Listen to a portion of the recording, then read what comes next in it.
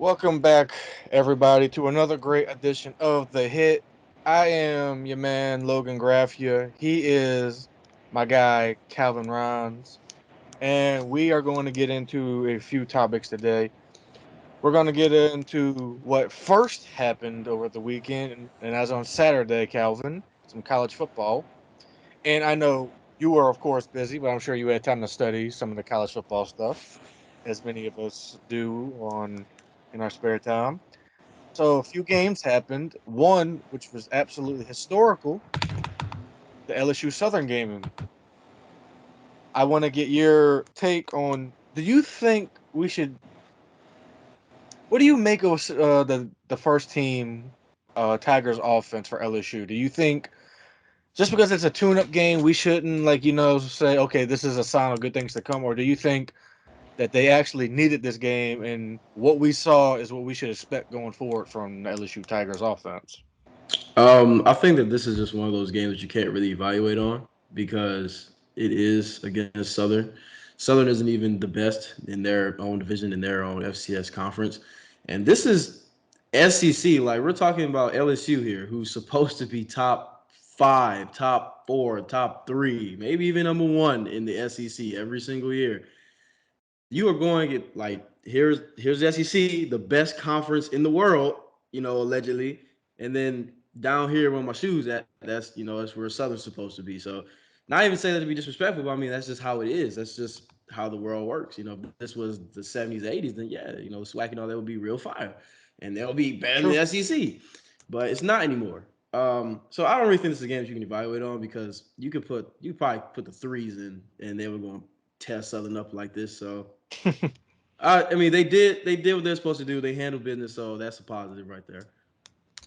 Well, I mean, and we also saw why Jaden Daniels was the first string quarterback and why he was named QB1 over Garrett Nussmeier. I felt like Nussmeier struggled against the Southern defense, whether it be Southern's first team or even second team, and Jaden Daniels tore them guys up. I mean, opening drive, he had a rushing touchdown, and then after that, he had two more passing touchdowns. I mean, Jaden Daniels looked like the Jaden Daniels we all know and love that we saw freshman year at Arizona State. And if he can continue doing what he does or what he did against Southern, or even during that last final drive against Florida State, I think LSU can go far and even still reach that 10-win mark that I have predicted. They can win. They can finish the season 9-3, but a bowl game win gives you 10. I think that's my prediction for that. Now, since we that was basically it for college football. I mean, the LSU Southern game was 100 years in the making. I even bought the newspaper article. I had to because it's history. It was the first time they've ever played against each other, which is absolutely crazy, by the way, since they're only They're 10 to like 11, yeah, 11 10 miles minutes down the apart. street. Yeah, it's Right. crazy. They kept talking about how literally LSU and Southern are only 11 miles apart, right down the street from each other, Calvin. That's crazy. And you got to give it up to Southern. They kept fighting. They kept fighting and fighting. They didn't get 100 dropped on them, so that's a positive for Southern. And I mean, the battle of the bands that they showed at halftime, I love seeing that. I mean, Southern's band is by far the best. I would say the number one band in the country. It has to be. There's no doubt about it. But moving on, got to get into some NFL. Week one well, just happened, Calvin. Week one has already happened. It's already gone. Gone like that, Calvin. I can't believe we're already in September. This year has flown by. The off season has flown by. Training camp, OTAs, all that good stuff. Even the draft, everything has flown by, Calvin. We just got done playing week one. And let's just say, people are going to crucify me for what I'm about to say, but I know we won, but it was so ugly. It was ugly, Calvin. The first quarter one, two, three, and even halfway part of the fourth quarter was ugly for the Saints all around. Offense, defense, everything. But some of the highlights I want to talk about is, of course, the defense. I mean, Pete Warner looked great, which because we was all worried about him with the injury issues, but Pete Warner looked great, punching the ball out, causing a fumble, and then giving the ball back to the Saints offense that was struggling.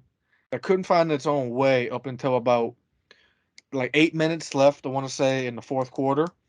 Which, if they're going to do that all year long, then that's going to spark trouble. That's going to be trouble because if they just play part time football, it's not going to be good, Calvin. And I know you could probably agree with that.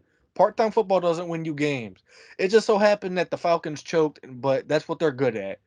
And I'm not even just saying that because it's the Falcons, but they historically have been known to choke. And another thing I want to say is a running quarterback, Mariota, up until about late in the fourth quarter, he was having his way. He was able to run all over us. He was able to throw, get out the pocket, everything. They adjusted, I think, too late. And I think if you're going to do that, you got to make adjustments before the second half. You have to. And so outside of the fourth quarter, the Saints just absolutely sucked, Calvin. I have to say that. Jameis looked like a deer caught in headlights in the first, second, third, and even a part of the way of the fourth quarter until some type of way they must have injected him with the super serum that they give Captain America because that wasn't the same James that I've seen before. It wasn't. But my issue that I sparked throughout the whole off season were very evident in this game, Calvin.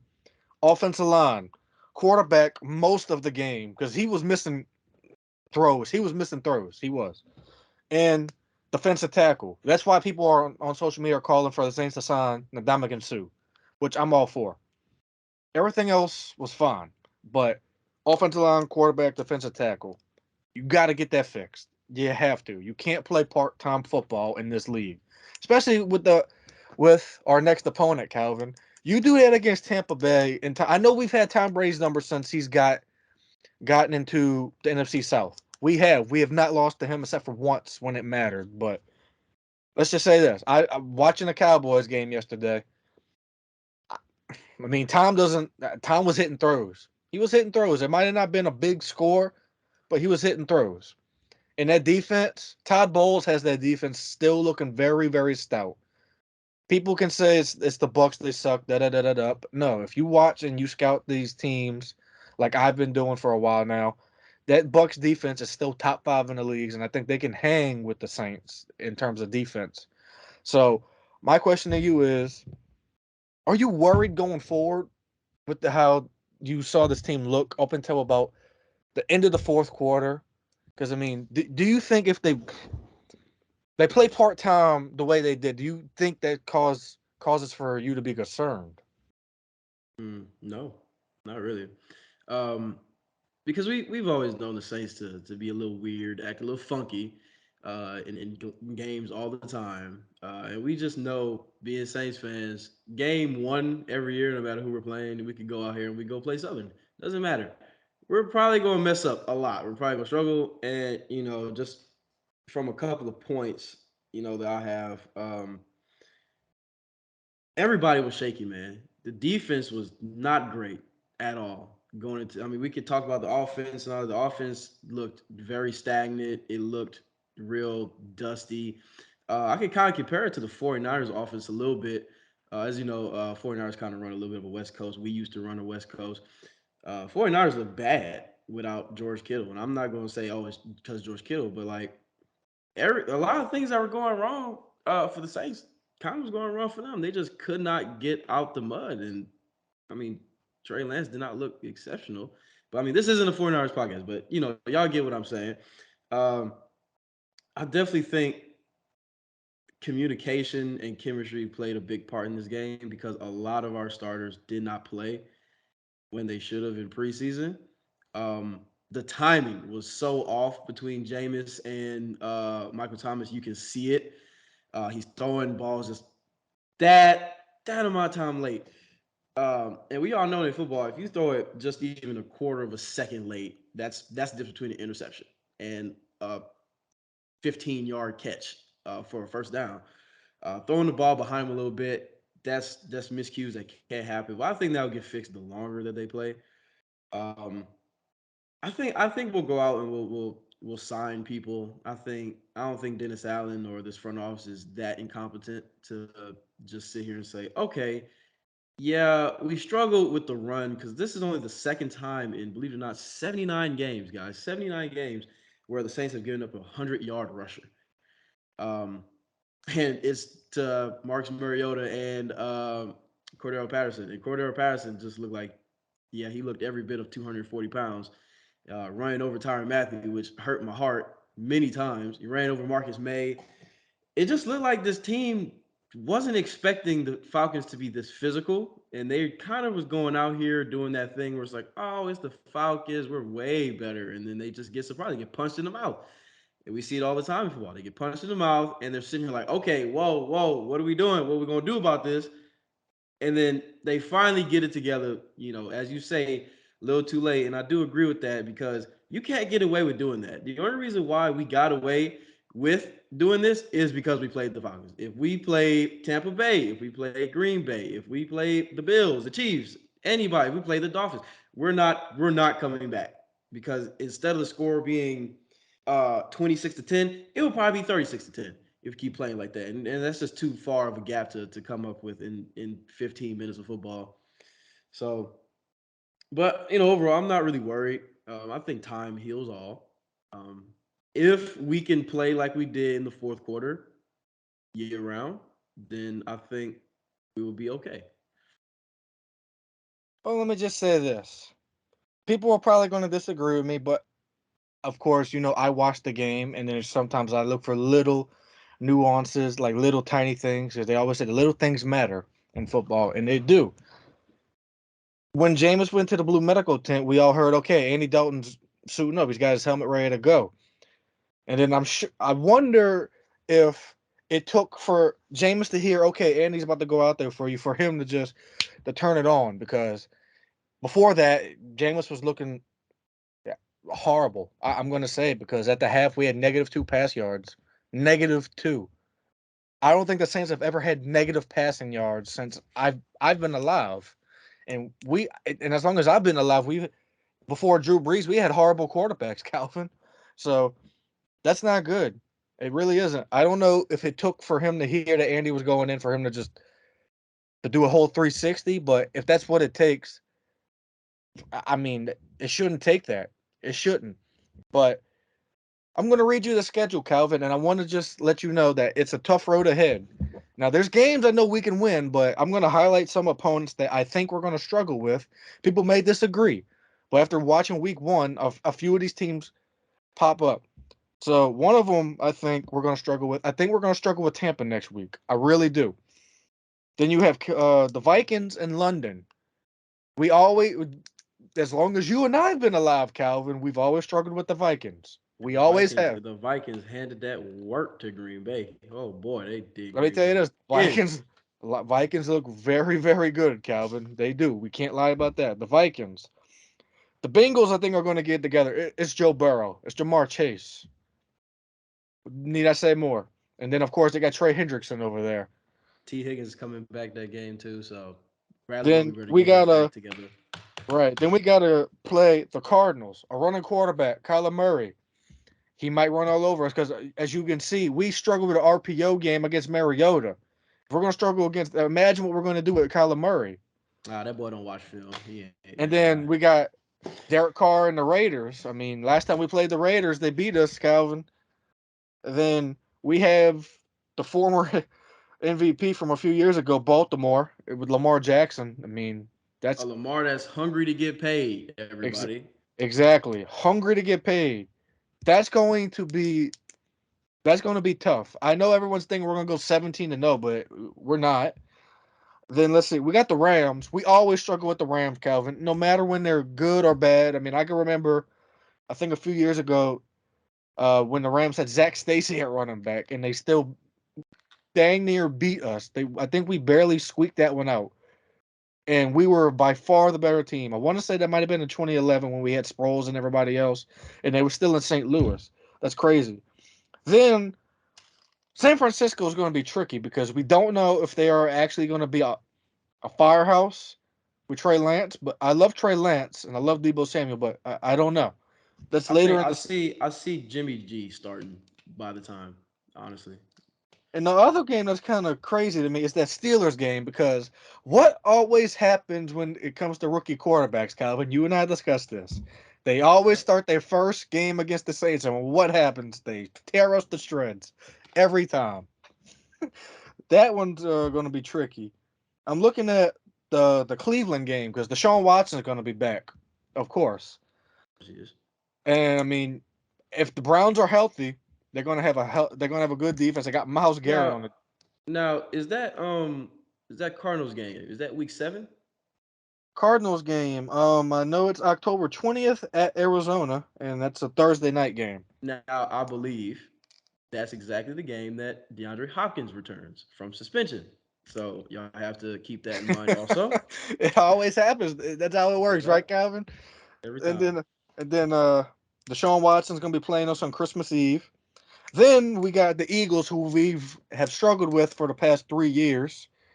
I mean, they barely squeaked one out against Detroit, but Jalen Hurts still looks fantastic. They got AJ Brown. They got CD over there, so you know he's gonna want to try to destroy us on the defensive end. You know he's probably giving away all the Saints' secrets to the offense to beat the defense. And I mean, I, that's let me count this up, Calvin, because I mean, let's see, that's one, two, three, four, five, six, seven, eight, nine, 10 teams that we could struggle with, but at least two of them I think we can squeak out. And of course, we have to play the Falcons again. That's always going Exactly. to be difficult. And we've fun fact, everybody, we've tied the series all time with the Falcons at 53 and 53 with that win. So shout out. Hopefully, we can get ahead of them. We gotta play Tom Brady twice. That's always fun. Yep. I'm pretty sure. I do think Baker Mayfield might take one from us because that's usually how this works out for us. I Sweeping the mean, NFC South is difficult. it's definitely gonna be So difficult this year.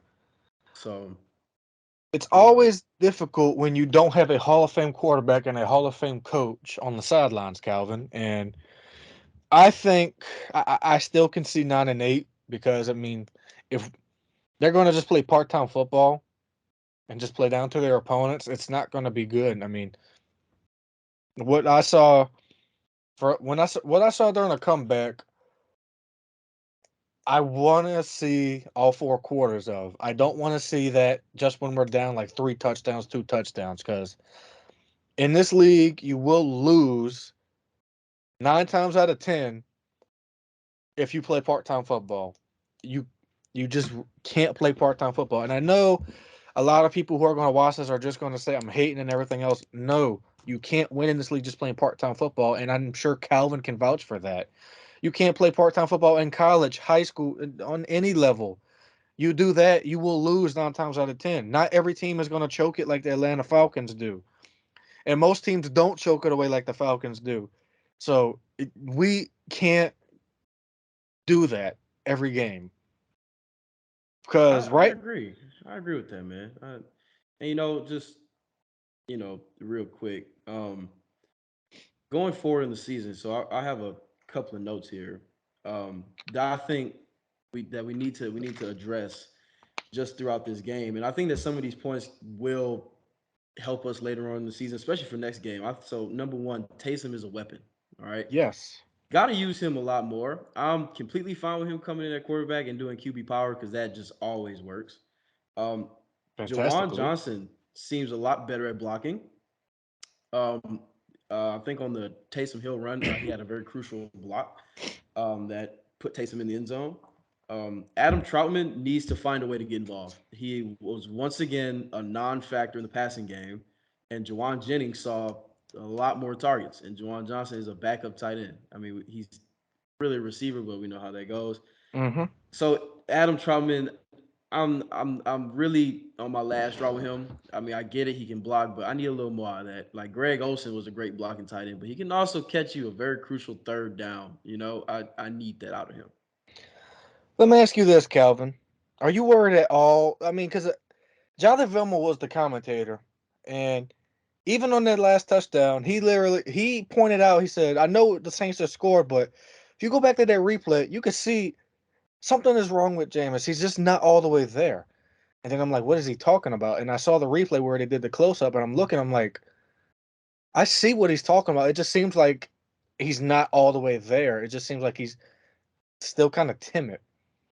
And Vilma as a player, former player, I'm sure can see when something is off. He just said he literally used the word, I don't know what it is, but Jameis just seems off. And I think it was on that touchdown to Michael Thomas. He said, I don't know what it is, but he just seems off. And I know everyone saw that funny video where Jameis and Michael Thomas was talking. Pain, just pain everywhere. They must have shot Jameis up very, The very well. Toradol, that Toradol got him right. He got him Apparently, right. so, I've heard some great things. I have to get some for my house. But anyway, um, I mean, he got beat up. I give him that, but he also struggled to get the ball off. He did.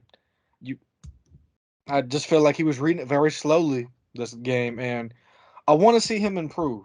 I do. What I saw in the fourth quarter, I don't want to wait to see that. And I want people to know this, and I've reiterated it on every single podcast we've had. I do not hate Jameis. Do I think he's the answer for the next 5 years? No. Do I think he might be the answer for this year? Possibly. But right now, do I have my worries? Yes. And I'm sure everyone else does too. Because let's just say Now, this: if the now Falcons were that's better, that's the little fun fact there. Sorry for cutting in, but go for I it. have I actually have that in my notes about Jameis improving. Um, I need so I put this. I said the offensive scheme needs to change. It has to change. I think what Carmichael. To me, this is what happened. I think Pete Carmichael was trying to run kind of like a kind of how can I say it? It's kind of like a updated kind of Drew Brees type offense, a little under center, some shotgun, quick passes. But if you notice, Jameis's first read is always deep. It's Every deep, and then he time. comes down. So I think, and You that's got to why work on that. he's missing the intermediate and the short passes. Drew Brees not missing that because Drew Brees' first read is intermediate, short, deep. One, two, So three is just three yeah, levels. exactly, and usually we see Drew Brees hang around the 2, the 1.5, but I think Pete Carmichael realized going to the fourth, okay, something needs to happen. Something needs to happen very fast, and that's when you start seeing 4 out, 5 out more from Jameis, and you see he got so much more comfortable.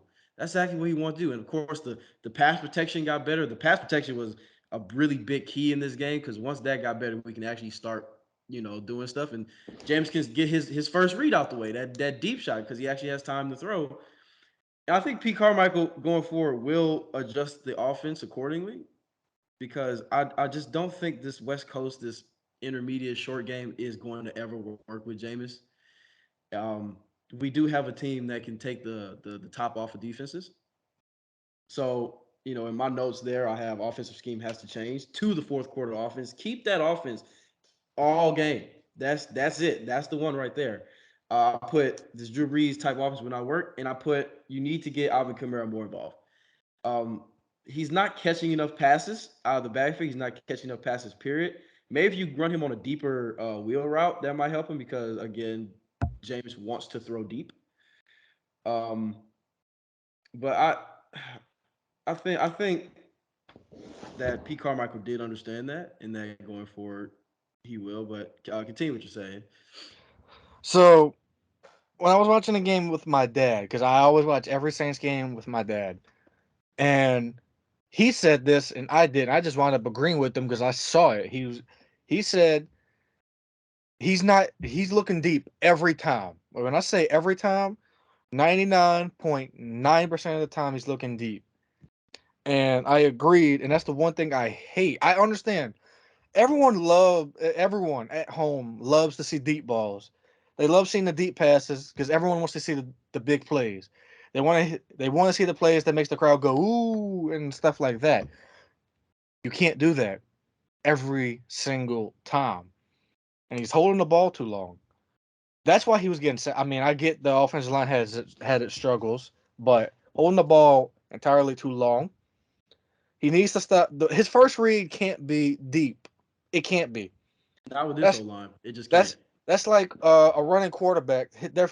I mean, I love mobile quarterbacks, but if it's a run first quarterback, their first read every time is the run, not the pass. And with Jameis, his first read is to throw it deep and get like 70 yards every time. You can't do that. You can't. And if it's open, cool. But there's three levels to the progression for passing. First level, second level, third level is your deep. Second is the medium. First is the short. Come on. He's got to get better. It doesn't seem like he got better at reading that. Now, and also discussing it with my dad, the first thing he said was, Pete Carmichael right now is reminding me of when we had Mike McCarthy as offensive coordinator. Said I, and I started thinking, I'm like, I can see it. I can see it because till this day, I can agree with my dad. Don't know how the heck Mike McCarthy got hired as the head coach after the coordinating job he did down here in New Orleans. It's just puzzling. But right now, this team definitely reminds me of the 2004 Saints. It does because there is times where they'll show promise, and then there's of course most of the time where they show that what was that? So I think there's a lot of stuff that needs to be fixed, and if they don't fix it, Tampa, I think that Tampa defense, we all saw it. Shaquille Barrett, Devin White, Levante David, Tryon, the young buck on the defensive line. I mean, Vita Vea. That front for Tampa is going to destroy that offensive line that we have. I mean, and our best lineman, we have our two best linemen is our center who we just extended in our right tackle. Outside of that, And they're they're pretty quiet all game, which is good. But I will say, I even though we started late, we did adjust. And this game is a chess match at all times. You have to adjust. Like you're not your first game plan is never going to be the game plan that you're using the entire game. It's never going to work out that way in football. It's just not. So I'm really pleased. Even though the game didn't go how I wanted to, we still won. We the thing I love to see was that we adjusted. We actually changed something. I mean, I'm not going to get on Sean Payton, but I've seen a lot of times with Sean Payton, we're going to come out here, we're going to do the same thing, just execute better. It's not going to work. So I did like that Dennis Allen. That showed me a lot because when he was the Raiders head coach, we did not see that. The adjustments were not there. So he adjusted. I'm happy about that. And if we can have adjustments like that at any given point, I'm okay with that. And, we've talked this long, but we didn't talk about the main man. MT is goddamn back. Michael Thomas is back. The man looks completely healthy. Jesus Christ, I missed him. Will Lutz is back. Kind of. I was a little worried. It seems like he's just warming up. He missed the first kick pretty bad. The second kick that he made at 49 yards looked pretty terrible. But that game winning one was straight down the pipe, just like Will Lutz that we know. So I just think he needs to warm up. Marshawn is absolute lockdown. You don't hear the only time I heard from Marshawn was when he got those two penalties. That's was it. stupid. Stupid penalties, but you can fix that. I'd rather him do that than pass interference. Um, yeah, that's Bradley Roby is unplayable to me at this point. Paulson and Debo going down. I didn't realize it was gonna be that bad, but Oh man, no, we need to get Alontae Taylor in, man. I gotta see more of Alontae Taylor. He's I saw him miss a he's behind. tackle. I saw him miss a tackle on a punt, but I think he'll get better. But to finish up, wrapping up with the Saints, I wanna see improvement. I'm not happy with what I saw. I know we won, but I'm not happy. If I was a coach, I wouldn't be happy, and I'm sure you've dealt with this as a player having coaches. Y'all win, but coach is definitely not happy with the way it It's happened. not the way it should have happened. We should not be going into That any shouldn't have been close a games dogfight. with teams that we shouldn't need to be going to close games with. Exactly. So I want to see something different, and if I don't, then I'm thinking we're in trouble. Now we have winnable games on our schedule. I've looked at the schedule, and I mean, I think we could split with the Panthers. I think we can beat the Seahawks, but going forward, I still have my worries because Hey, if look, they just guys, it's not time to throw the life vest out yet. It ain't time to throw the buoy out in the water yet. We ain't in trouble yet. We ain't not drowning yet, yet. not yet, But but we almost slipped in the water. Let's just oh say yeah, that. we almost drowned in the water, definitely. But to finish wrapping up the show, let's move on to a quick Pelicans topic that I shared with you. Yeah, that wasn't a segue. I wasn't expecting him to wear the shirt, you guys, but apparently the Pelicans have interest in a player that we've been wanting for a while, Calvin, Bojan Bogdanovic. According to Jake Fisher, Pelicans and the Raptors have interest in Bojan Bogdanovic. And I hope I'm pronouncing his last name correct. I think I am. But what do you think? I know we have a plethora of first round picks. What do you think? Just send one and just call up the Do Jazz and it. say, Do it. What? do it, Do it. right? I mean, I've seen an evaluation. The Jazz evaluates Jordan Clarkson and Bojan Bogdanovic as they just want first rounders for him. A first round, actually. And I'm sitting here like, if you're That's asking for easy. a first rounder, I can go ahead and give you a weak first round pick from the Bucks. I can do that. I can give you 4 seconds. That equals a first in my mind. So I mean, I for Bogdanovich, yeah, absolutely, I'll do it. That's another knockdown shooter for the team. Um, I might even throw in a little idea of getting Jordan Clarkson. I mean, would he be too different from Devontae Graham? I think he's a better Devontae Graham. I'd look That's true. into maybe doing a swap, and I'm throwing a pick in there. Not a first rounder, no, but maybe a second rounder and Devontae Graham. Cause Danny Ainge just wants assets right now. So if you just give him a sandwich trade, I think he's gonna give you the players. So Well, I mean, we can do it. always do a Devontae Graham and a first round pick for Clarkson and Bogdanovich. That would be beautiful. Yo, I would love that trade. Actually, that would I be mean, I'm sure amazing. everybody would. That would be amazing. But Calvin, we are out of time, and I want to let people know that we are going to try to do the podcast every Monday since the seasons have started. We're going to do it on Mondays because it seems to me to make the most sense. So, with that being said, I am your man Logan Graffia. He is Calvin Runs. See y'all next time.